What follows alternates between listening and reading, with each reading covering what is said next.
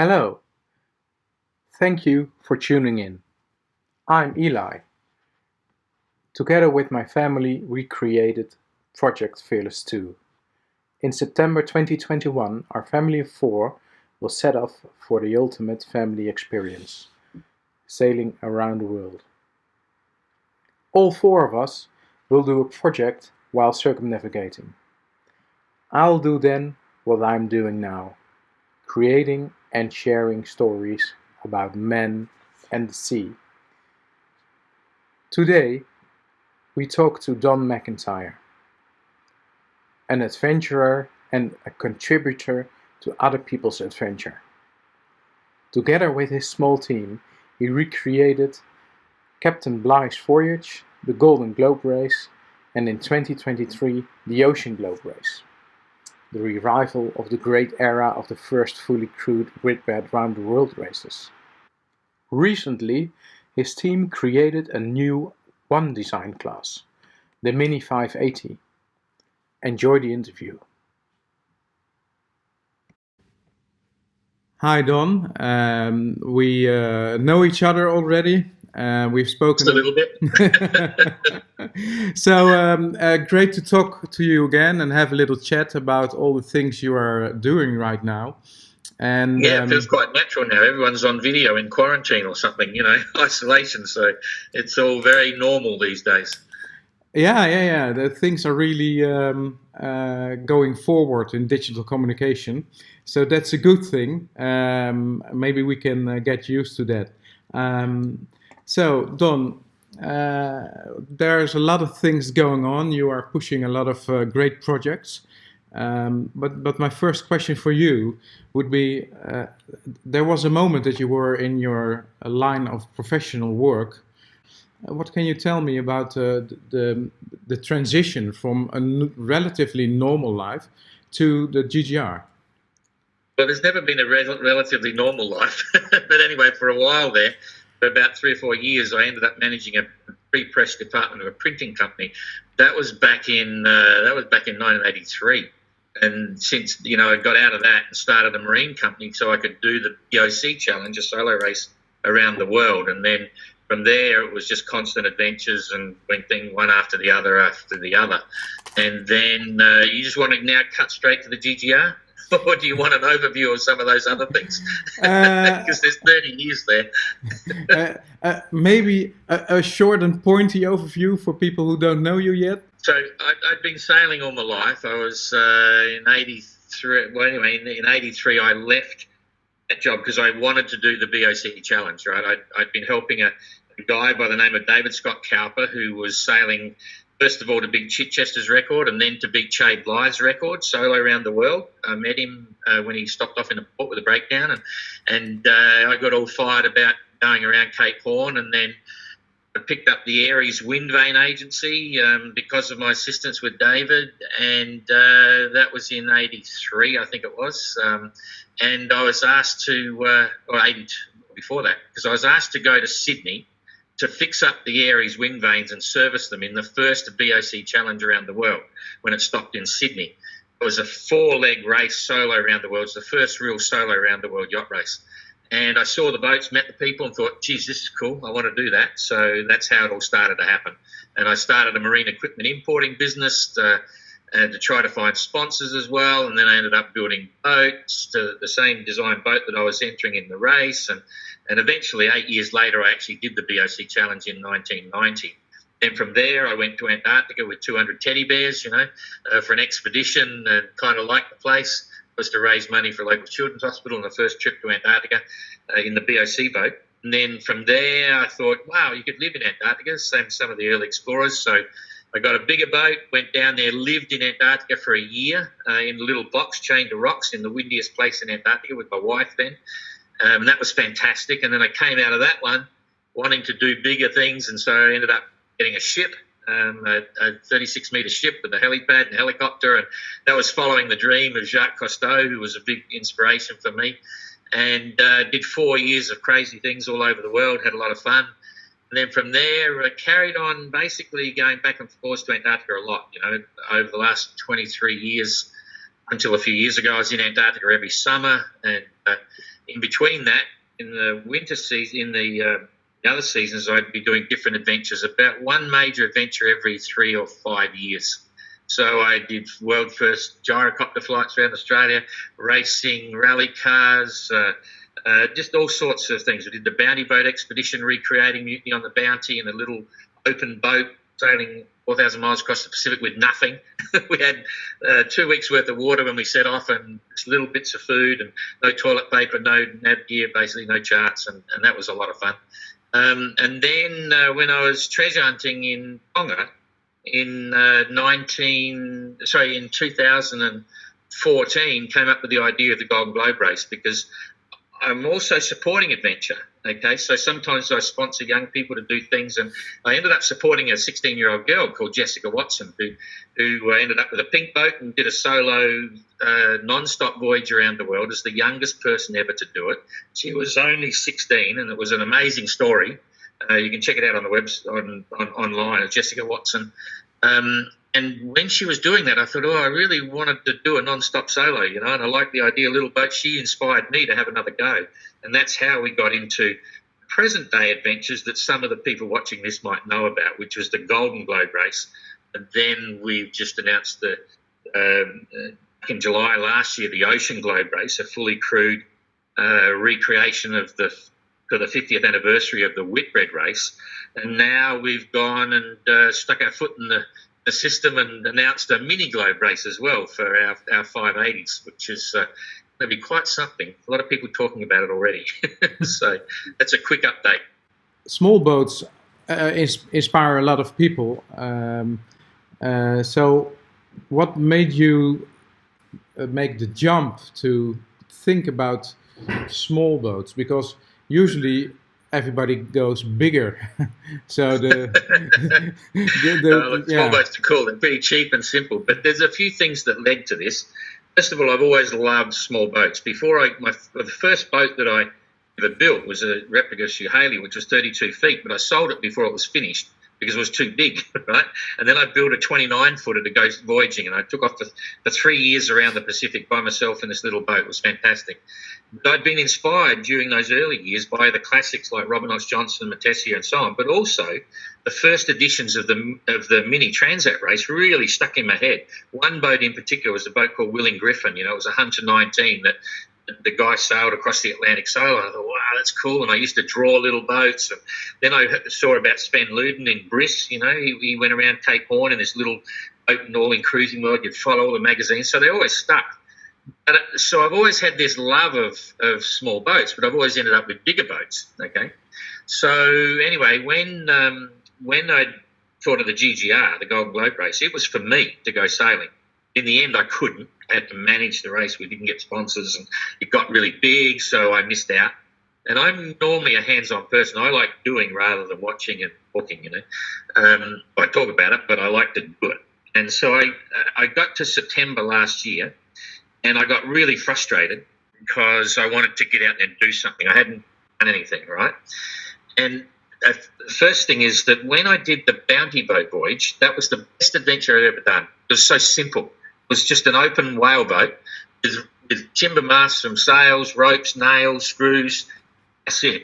And we went 4,000 miles over 48 days, had an absolute ball, me and 3 other guys. It was the best because it was so simple and pure. So I thought about trying to start up a race from Tonga to Penang, the 4,000 miles, because I thought other people will love this. I've talked about, but no one was really grabbing the idea because it's too hard to get to Tonga, and then you've got to get your boat out of Penang. So I scrapped that idea. The start of the GGR, when we're in Le Sable d'Olonne, a mate of mine, Quilter, said, hey, have a look at this. And I found out for the first time about the Setka A's. There's the little 5-metre plywood boats designed by Janis Medersky in Poland. That have to build their own boat, have to build their own wind vane. They're not allowed to have this and they're not allowed to have that. They're really basic boats, and they race them across the Atlantic. I thought, wow, that's pretty cool. Because I'd thought about doing something similar many years before with the bounty thing, and concept was to have a boat that was in a container, timber boat, plywood boat that you build yourself and all that stuff. I'd looked at some other designs. I'd looked at Everett and Dixon in David Dix, rather, in South Africa, and he's got some good ones. Anyway, I started reading and following the sectors, and they all got across the Atlantic fine. But now we go to September last year. I'm thinking, bugger, I want to do something. So that's it. I'm going to build. I'll get Janice to design me a boat that fits in a container, and I'll make a one design class. Because again, I always think if I want to do something, other people might want to do the same. So that was where it came from, and that's what's happened. So it's because I just want to go. So originally I thought I might be able to build it and sail it across in November this year, but then I remembered the Vendée Globe was on, and you really want to be there for that, for the start and everything. So I thought, we'll do it next year. So then the idea of a class happened and so on. And then it was while I never thought of a mini globe race around the world. That was the furthest from my mind. When I started to put everything on paper and started to talk about a 580 transatlantic and 580, wherever and da-da-da-da, I started to think, hang on, why not take them around the world? Because I understand small boats and I understand risk mitigation and I understand all the issues about staying afloat and all that sort of stuff. And a tradewind route around the world for a 19-foot boat is entirely achievable. I've met some of the guys that have done just that. And so there's a bit of a story about all that on the website, on the 580 website. So I thought, wow, that's cool. I wonder if anyone's interested in a mini globe race. Not for me, right? I'm not interested in sailing that because I know I'll be hopping around the world to keep it happening. So it includes everything. It includes the boat, one design class, the transats, and now a mini globe race. And surprise, surprise, I'm talking to a lot of people that are keen on entering that event. So it happened. We've now got 3 around the world races. So if people want to enter the mini or the 580 world, to be part of the family of adventurous sailors, how can they do this? It all hinges around the boat, right? Now, before I spoke to Janice, the designer, I looked at what he was doing. I looked at the sectors, the way they were built, and what was happening. And to me, it's just such a cool package because it goes right back to the basics, and even to the point where Janice he designs the boat on paper. Like with rulers and bits and pieces. It's not a computer-generated design. It's pretty simple. It's wholesome. He's got a lot of experience on small boats across the Atlantic and so on, and it's pretty simple. That's the essence of it, right? It's not complicated, and the building method does not come any simpler. Anyone can build this boat. So there are a couple of things. I trust the designer. The design is so simple; it's very easy to make sure nothing's going to go wrong with it. The build process is great. It's got all the elements I want. It's in a container. You can tow it behind a car. You can seal it up so it's a bottle at sea, so you keep the water out. It shouldn't sink. It's got 2 watertight bulkheads, so 3 watertight compartments. It's got a sensible rig on it, which is still fun to sail, but it's not so extreme. It's like hang on for all your life. It's going to go crazy. It's built for reliability at sea, so as a mini, it's quite simple and rugged and reliable and strong. So it should be. You shouldn't need to keep fixing up the little tweaky things. It'll just keep going. I haven't sailed one yet. I haven't sailed a sector either, but I like little boats, and I've sailed plenty of little boats in the past. So this is a real ocean voyaging boat. And the thing is, the catch cry is that the 580s sort of race it around the world or sail it around the day. And 99.9% of the boats never go around the world. They won't even cross an ocean. Must be sailed by ordinary people, and that's pretty cool as well because it's going to have an interesting heritage for the boat. And we've already got quite strong interest from. We're talking to yacht clubs, we're talking to sailing schools, we're talking to some really quite prominent organisations. So if they go ahead and do what they say they're going to do, I think it'll make news in its own right in both France and in Australia and in England as well. So I think the concept, people like the idea of the concept, and there's no foils, there's no carbon fibre. It's really simple, cheap and easy to build, not a huge amount of money, and it's got something for everyone. Like when I build my interior, it's going to be cosy. Some people are going to say, what? I'm going to have a sink. I'm going to have a stainless steel sink in the boat, the little foot pump, water pump with a hose that goes into a container. I'm going to have electric lights, and I'm going to have a proper little one-burner stove, an Origi stove. I found one, as well as a jet boil for when it's really rough. But when I'm at anchor, I don't want to cook in a jet boil all the time. I want some bacon and eggs or something, you know. So it's going to have a comfortable sort of interior for a couple of people to do some weekend cruising or whatever. It's going to be on the boat around the world. You want that. So there's a few other things. You know, we have a proper foredeck hatch, so you can get into the forward compartment, but it also lets air through the boat. We have a little hatch just on the deck, just by the galley chart table area, so you can look up at the rig. You know, all these things are sort of compulsory for the class.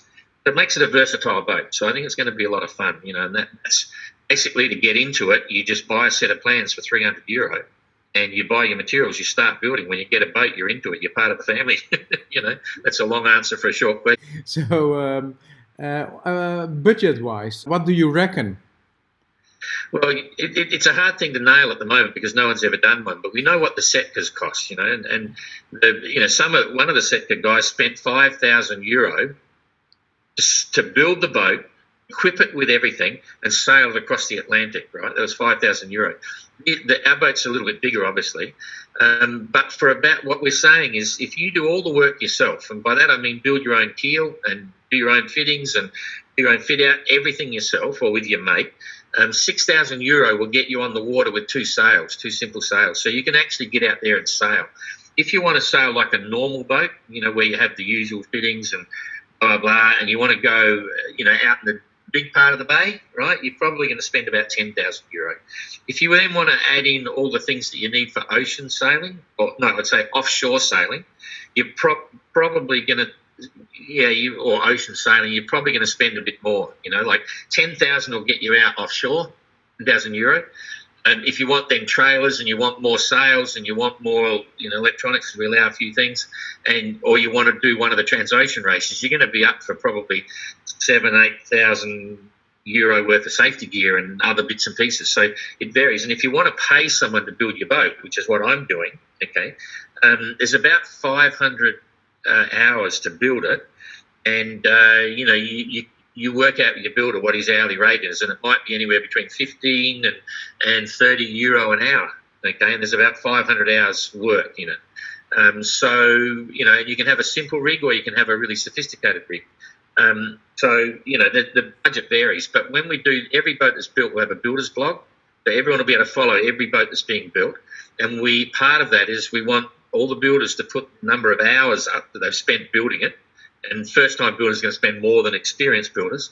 And we suggest, wouldn't it be good if you put in the total cost of all your materials? So when you're buying your plywood, your timber fit-out wood, when you're buying your deck gear, you know, if you make your hatches or buy your hatches, just list everything, because everyone will be fascinated with what the budgets are. But I think people will be pleasantly surprised. Is this a solo gig or is it for a two-person boat? Well, the short story there, the events that we're doing, the mini globe race is definitely solo, okay? At the moment, the first Transat, 580 Transat in November of 21, that will be solo, okay? What I've said is, you know, for the races, they're Transats mainly, and there'll be an ASAB race, and then there'll be local short races as well. Different associations will have their own races. It could be two-handed. If there's enough people, the boat will take it. It can carry 500, 550 kilos of gear and people and fuel and food and food and water and things like that. So that's okay. You could get two people on board and sail across the Atlantic if you really wanted to. I'm not sure how many people wanted to, but some may. And we've already had some people who are interested in using the boat as a micro cruising boat, you know, to do short cruising and stuff. It'd be fun for that. You know, you got to understand the expectation, but it's quite a cool little boat, you know. Club racing, you can go 3, you know, you could even go 4, but it's ideal for 3. And let's wait and see what happens, because some of the sailing schools are looking at it, and they're already planning to have 4 people sailing the boat. The cockpit's quite cool, but you obviously got to watch your weight distribution. It's only a 750 kilo boat, and weight's everything. So it's a solo ocean racing boat for the events, because that's what they are. If there's enough for a two-handed class, we'll look at it. Club racing, normally I'd say it's a great 3-person boat. You know, you can have one person up on the deck, 2 people in the cockpit having fun, and you'll have a ball, you know. Lessons that we've learned from the GGR is that having control about pointing the boat in the right direction all the time, even when you sleep, is quite important. So how and in what way can you steer the boat when you are asleep? Well, first of all, the rules are all up on the website, which is, you can see what the class rules are. We allow, first of all, cockpit autopilots, standalone, drop-in, simple cockpit auto tiller pilot, right? So you could have an electric unit, then you just got to generate the power. But most of them will be wind vanes. Now, you can build your own wind vane for these boats. The boats are different than what most people think. When you're 750 kilos, you are on top of the water. Motion is quite brisk, you know all about it. You sail plenty of small boats, and so it'll surprise a few people. It's not a 2-ton boat, so you're on top of the water. It's easy to get the boat planing if you're up there. Not like a mini 650, but they will plane. So they're quite dynamic, and they should be, and I've never sailed one, but they should be quite light on the helm. It's only a single rudder. It's a simple boat, chine boat, should track reasonably well. So a wind vane is very achievable. And the set carrés, the 5-metre versions, are steering quite well under wind vane, and they had to build all homemade wind vanes. So there's lots of designs, lots of concepts, and I'm quite certain that the owners will talk between themselves. Some of them will decide to build wind vanes, okay? But for me, I'm a pay-to-play kind of guy, so I'm just going to buy a South Atlantic wind vane. It's a servo pendulum system and bolt it on the back of the boat, and it's plenty strong enough because there's not many dedicated commercial wind vanes that are suitable for real small boats, and even this one is good for boats, a lot bigger, but it's still not too heavy to put on the back of the boat. So, electric autopilot, wind vane, whatever, and go for it. Okay, so when me and a friend of mine are deciding to build a boat and to go around the world, is it possible that we do different legs? So, for instance, I will do the Atlantic leg, and my friend will do the Pacific leg, or how does it work? You can do different legs, but you're not in the race around the world. So okay. Basically, I'll put it the other way. There is a solo race around the world, start to finish. Okay, and most legs have a pit stops. So if you sail, the first leg goes from Europe across to Panama. So you start off in Europe, and then you race down to Lanzarote or Madeira or whatever, and you'll have a compulsory stopover of, say, 4 days. If you arrive at 2 o'clock in the morning, you have 4 days off, and you start again that leg at 2 o'clock in the morning 4 days later. Then you sail across to a place in the Caribbean somewhere, and you'll stop there for, say, 7 days. So if you arrive at 3 o'clock in the morning, you stop 7 days, you leave 3 o'clock in the morning the next day, and you head across and you'll finish somewhere off of Panama. So you can see they've got these pit stops and legs. Now, you have to enter a leg. You can't, the pit stops aren't the leg. If you wanted to sail across the Atlantic, that's fine. You can get off, and you can put your mate on board, and he can sail the next one on the other side of Panama through to Tahiti via the Marquesas. So yes, any sailor with a 580 can join any leg. So the guys in Australia, for instance, they might think, I'm not coming over to Europe to do it, but I wouldn't mind doing Tonga to Kapang, that leg. So they'll ship or sail their boat to Tonga. They will join that leg. Okay, and then that's all they need to do, and they'll sail back to Darwin and go home. Any 580 sailor can do any leg. The only ones that are up for the trophies are all the way around. There's a couple other special trophies in there. One is called the Long Road Trophy, which is Matessia's voyage from Europe to Tahiti. So the boat that is the first from Europe all the way to Tahiti, right, wins that trophy. And then there's another one, the Bounty Challenge, trophy goes from Tonga to Kapang. It's a separate race within the mini globe race, So individuals can do different legs as well. So how strong is the interest at this moment? It's really good. I mean, obviously you get a burst at the beginning because we announced it a couple of weeks before. We've got people lining up now. We can only sell plans to either professional builders or experienced amateurs at the moment. Most of them have to wait until June the 1st. And the idea of that is we're running the blog. Everyone can read the blog, and we'll stop a lot of silly questions. So you get to see how to build the boat. And then we'll release the plans again to first-time builders. So my gut feeling is that it's impossible to say. We in the first 2 days, we sold 24 sets of plans, okay? And it's ongoing. We're selling more and more, but it's a steady trickle now. And I think A lot of people are waiting to see what the boats are and so on. So you've got to imagine this, that the first boats are building now. In 3 or 4 or 5 months, you're going to have the first boats in the water, okay? And we've already got quite a bit of media interest. They're all talking to me and say, when can we see your boat? When can we do this, that and the other? Some of the magazines are lining up to follow builders in different countries, so there'll be a bit of publicity around that. It was surprising the amount of publicity that we got from the first 2 press releases. We've only issued 2, and it's been widely reported. And we got 2,500 likes on the Facebook page really quickly, which was kind of nice, because they're all there for information. They're not there for entertainment. Most of them are there for information. So there's some really interesting things going on. And I must say, I'm surprised at the number of people that are talking to me about the mini globe race.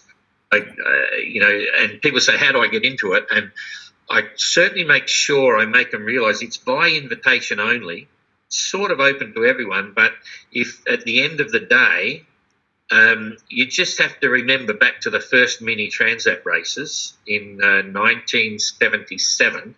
2 sailors were lost in that first edition. 2 boats disappeared.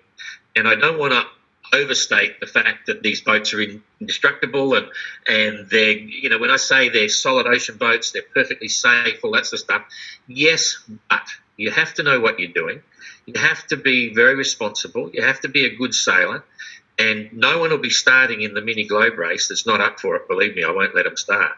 So you have to be a good sailor. You have to get your boat built. You have to get out there and sail it, and you have to give me the right impression. But I know there's a lot of people can do it, and it's not, I know for a fact I'm going to have lots of criticism. There'll be people saying, you're crazy, you're going to go out there expecting to be rescued and all this stuff.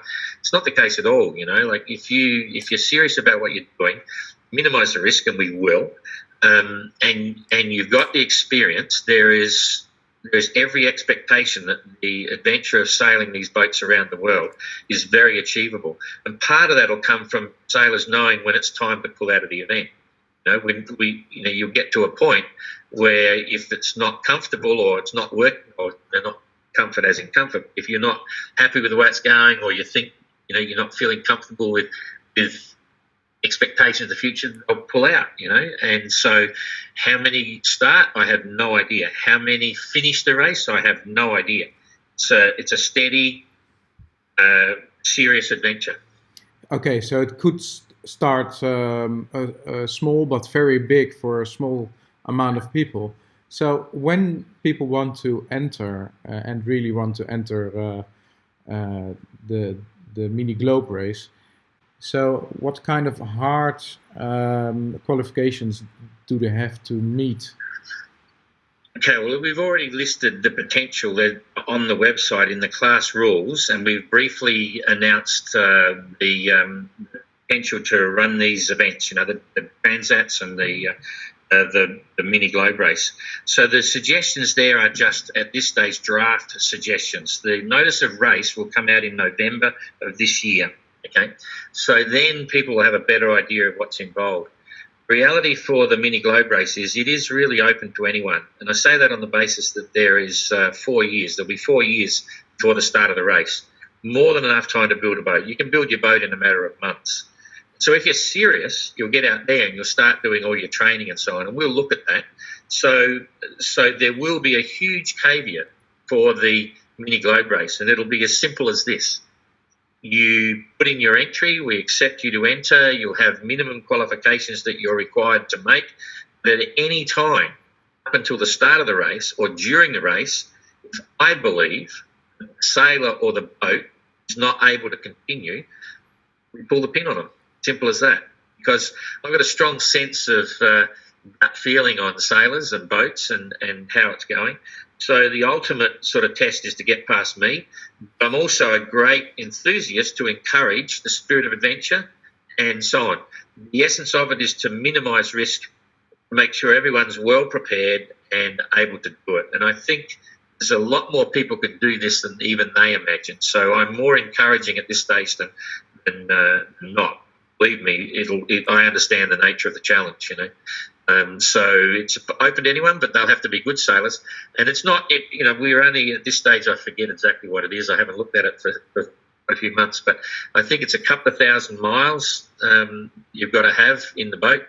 And you've got to do another section, I forget exactly what the numbers are, but it's also self-sorting as well. Because in other words, to do the mini globe, you first have to get down to Madeira or Lanzarote to the first pit stop. And you have to go across the Caribbean for the next pit stop. Then you have to get to Panama. If you've got there, that's all pretty reasonable sailing, achievable weather and all that sort of stuff. You've learned a lot more than you did before you even set out.